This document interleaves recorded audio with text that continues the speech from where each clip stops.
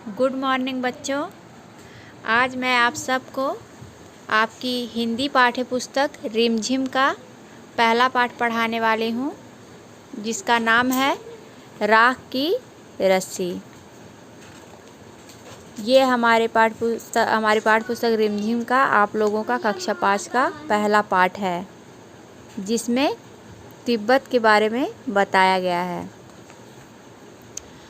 पहला पाठ है जिसका नाम राख की रस्सी। लोनपो गार तिब्बत के 32वें राजा सौनक वसैन गाम्पो के मंत्री थे। लोनपो गार जो थे तिब्बत के 32वें राजा सौनक वसैन गाम्पो के मंत्री थे।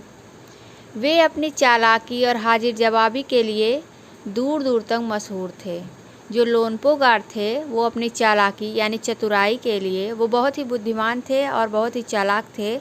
और हाजिर जवाबी यानी कि जो तुरंत से जवाब दे, सवाल पूछते ही तुरंत उसका जवाब दे, उसे हाजिर जवाबी कहते हैं। और उसी चालाकी और हाजिर जवाबी के लिए लोनपो गार बहुत ही प्रसिद्ध थे और दूर दूर तक मशहूर थे। उनके बारे में दूर दूर तक चर्चाएं होती थी, उनकी चालाकी और हाजिर जवाबी के बारे में। कोई उनके सामने टिकता न था, उनके सामने कोई टिकता न था। जैसे हम सभा में बैठे रहते हैं, कोई ऐसा आदमी होता है कि तुरंत पलट कर जवाब देता है। आप जो अगर 4 व्यक्ति सामने से सवाल कर रहा हो तो कुछ सेकंड के अंदर उसका तुरंत जवाब देता है। तो कोई उनके सामने टिकता न था, जवाब देने में उनके सामने कोई टिकता न था। इसमें वो बहुत ही चालाक और मशहूर थे। चैन से ज़िंदगी चल रही थी, उनकी ज़िंदगी बड़े चैन से चल रही थी। वो अपनी ज़िंदगी में खुश थे और बहुत अच्छे से थे। मगर जब से उनका बेटा बड़ा हुआ, उनका एक बेटा था जो बड़ा हुआ। जैसे कि माता पिता जब बेटे चाहे बेटी बड़ा होते फिर चिंता करने लगते हैं कि उनकी ज़िंदगी कैसे कटेगी, वो इस तरह से हैं, चाहे वो बुद्धिमान नहीं है, वो चालाक नहीं है, ऐसा आम तौर पर माता पिता चिंतित होते हैं। उसी तरह लोनपो गार भी चिंतित हो उठे। उनका बेटा बड़ा हो गया था, उनके लिए चिंता का विषय बना हुआ था। अब उनके लिए यह एक चिंता का विषय था कि उनका बेटा बड़ा हो गया है। कारण यह था कि वह बहुत भोला था। जब अपने बच्चे बहुत भोले भाले होते हैं तो काफ़ी चिंता लगी होती है कि समाज में कैसे वो रहेगा, क्या समाज को झेल पाएगा कि नहीं, उसकी कठिनाइयों से निकल पाएगा कि नहीं, ऐसा माता पिता सोचते हैं। उसी तरह लोनपो गार भी सोचते थे कि हमारा बेटा कैसे जीवन यापन करेगा।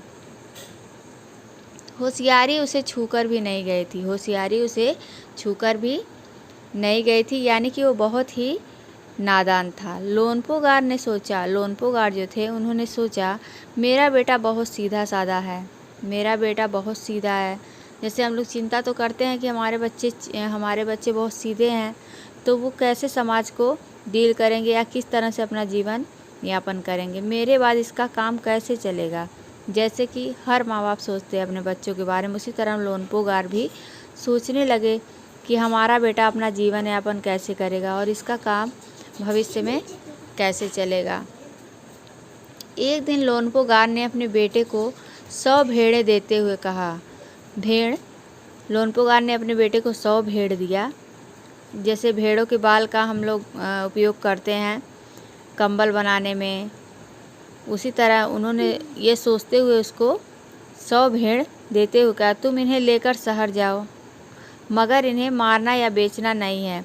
उन्होंने अपने बेटे के बुद्धि लब्धि ध्यान देने के लिए, किया जानने के लिए कि क्या ये कर सकता है भविष्य में, ऐसा चेक करने के लिए या जांच करने के लिए उसके दिमाग का, उन्होंने ऐसा एक कदम उठाया कि मैं अपने बेटे का एक टेस्ट लेता हूँ।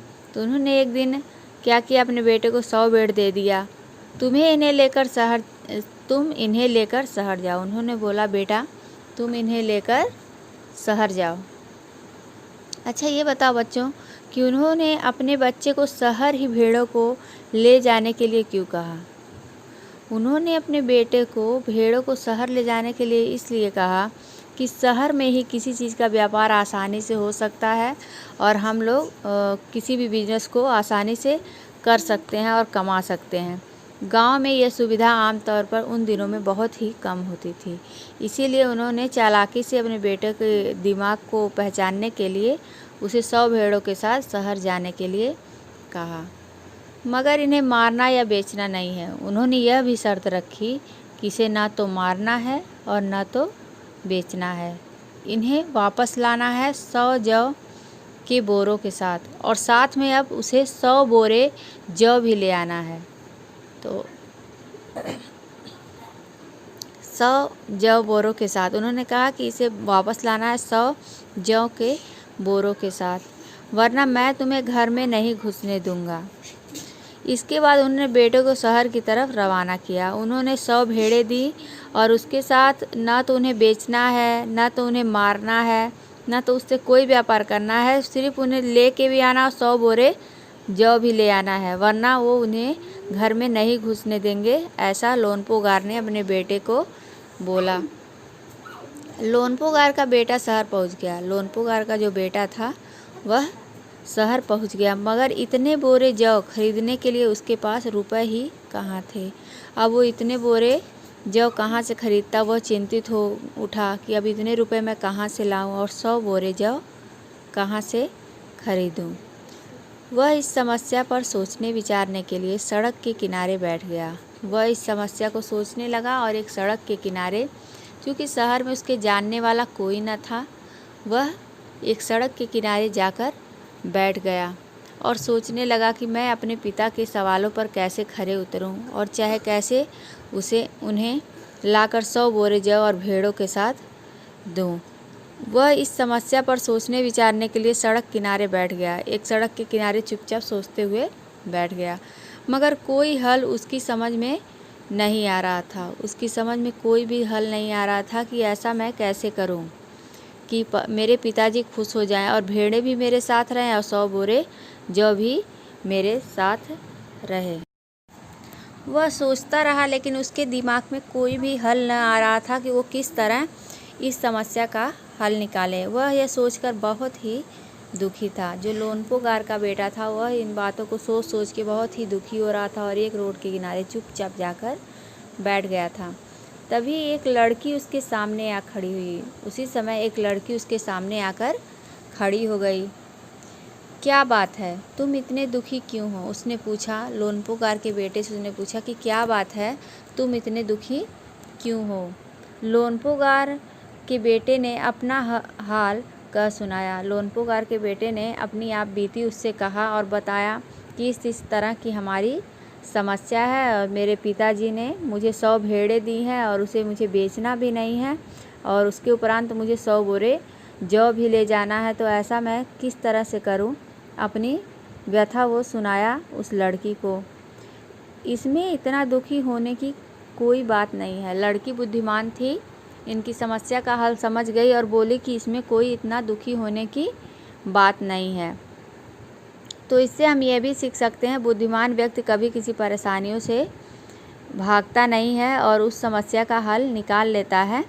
उस लड़की ने समझाते हुए बोला कि अब इतना भी दुखी होने की कोई बात नहीं है, मैं इसका हल निकाल दूंगी। लड़की समझदार थी और उसने उसका हल निकालने के लिए सोचा। इतना कहकर लड़की ने भेड़ों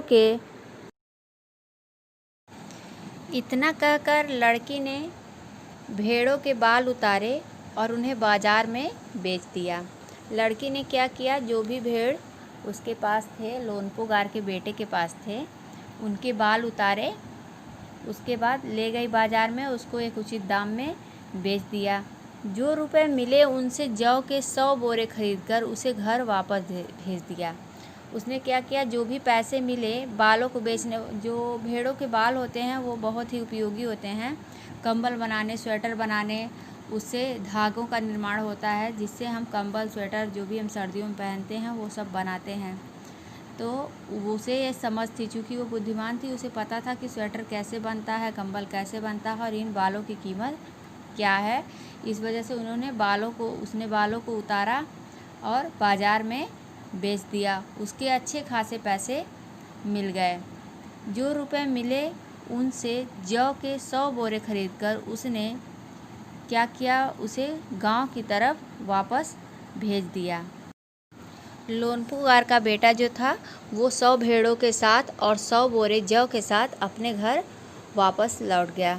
बच्चों, इस पाठ में हमने यह सीखा कि बुद्धिमानी कैसे की जाती है और कैसे हम किसी थोड़ी सी चीज़ से ज़्यादा चीज़ों का निर्माण कर सकते हैं या ज़्यादा कमा सकते हैं। उसमें हमें बुद्धि की आवश्यकता होती है, जो उस लड़की ने लोनपो गार के बेटे को सिखाया। लोनपो गार का बेटा इसे लेकर वापस चला गया।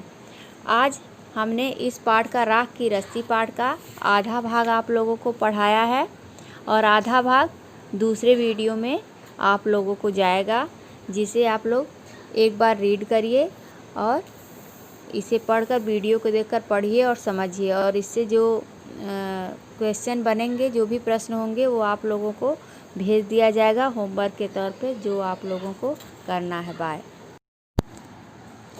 धन्यवाद। घर पे रहें आप लोग और सुरक्षित रहें।